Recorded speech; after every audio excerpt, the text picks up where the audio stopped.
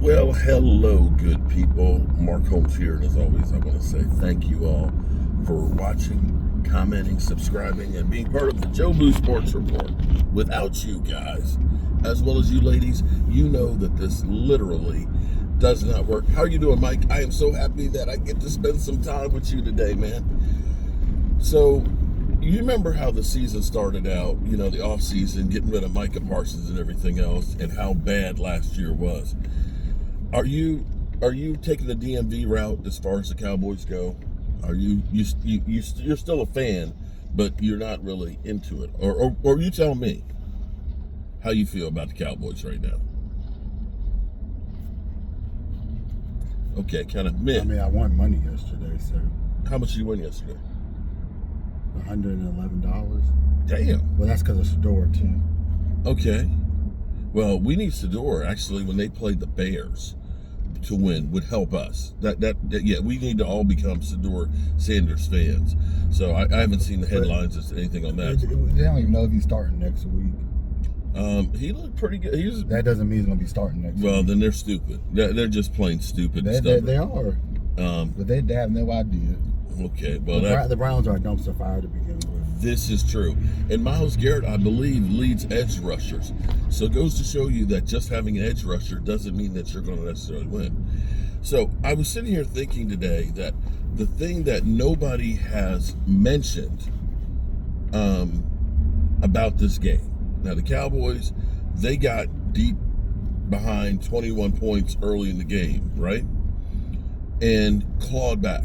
That's not the typical Dallas Cowboys, because usually we're front runners, as they always say. You know, if we start winning, you know, we step on the gas and blow people out. And people will say, well, Dak Prescott, he's just padding the stats. That was no stat padding right there. Every yard was needed. But the thing that was missed on here is that the Dallas Cowboys punked the Eagles on both sides of the ball in the trenches. Last week, if you remember, the way the Eagles' defensive line played against the Lions, they were pushing up the middle. Jared Goff could never get comfortable.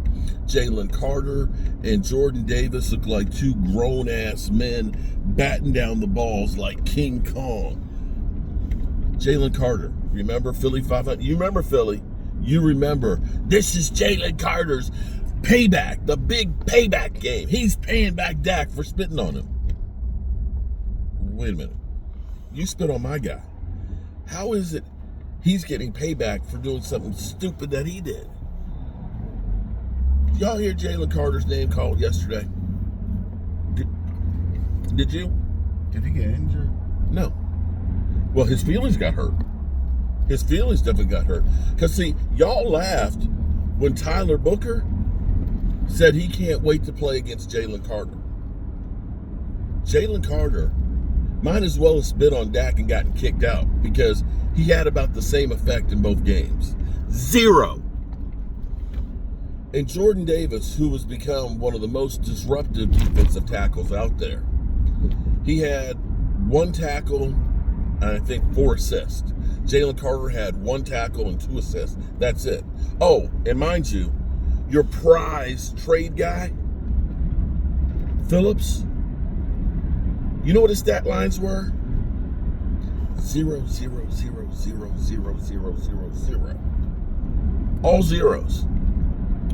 Your all-world defensive front that I give you credit for did not do anything to the Dallas Cowboys. How about this reversal? Saquon Barkley, who was going downfield and not getting touched for like the first 4 yards, had 10 carries for 22 freaking yards. 22 freaking yards. Here it is, Javonte Williams. I remember Big Dan Saleo. Who you gonna have run the football? The Dallas Cowboys rushed the football for 126 yards on that defensive front. Javonte Williams had 87 yards. He's over 900 yards for the season. The Dallas Cowboys offensive line, and be it, Tyler Guyton has some issues.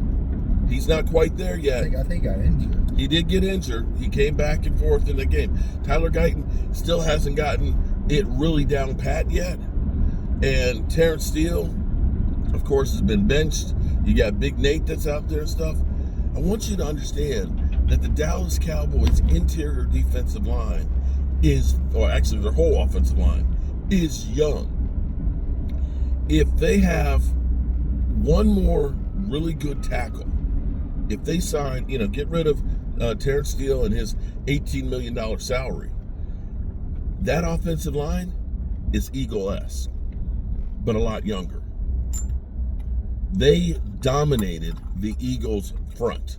There's no ifs, ands, or buts. They dominated. And I'm still amazed. I am still amazed at how good they played in that game. And as a Cowboy fan, you should be excited. We may not make the playoffs. It's going to be a tall task. But the way that team literally beat the crap out of them. The Cowboys had very few injuries. Like you said, Tyler Guyton got nicked up there. I think Ceylon Carson went down for a minute, but I think he was back. But you look at the Eagles, it's like a mass unit out there. I would see what it actually looks like, the final injury reports. But they got a short week too. They got to play the Bears that currently are sitting in the third spot. If the Bears beat them, they move up to the second spot. The Eagles drop down to the third spot. And then you really start questioning a whole lot about the Philadelphia Eagles. So, Eagle fans that are out there saying that game didn't mean much, the fact that the Dallas Cowboys defense that literally just got people on there. Quentin Williams just got here, okay? Having Osa making a key sack in there. They dominated the Eagles' vaulted offensive line. It was almost like we changed jerseys. And that should be the scary part for the Eagles, for you guys, and what should give you hope. I've been wanting interior defensive linemen forever, and you can see what that does for a defense. They bludgeoned the Eagles into submission. Jalen Hurts couldn't get comfortable in the pocket that second half, and they scored nothing. Absolutely, positively nothing in the second half. And that all goes to the defensive front. And you can see guys like Kenneth Murray, okay, is actually making plays now. He's making plays after we said he sucks. And the other part of this Dallas Cowboys defense, and another reason why they're able to do what they're doing, is they finally have some depth and guys that can rotate in there. Typically, we just got Micah Parsons and a bunch of guys. We got a bunch of guys that are really good, and when you take one out, you're not dropping off the face of the earth in talent. So, yeah, the Cowboys, their definitely stock is rising. Eagles, I don't know about you, man. I don't know about y'all. But have a great day. Me and Mike got a little job we got to take care of, and I'm so happy to be working with you. Have a good one. Peace.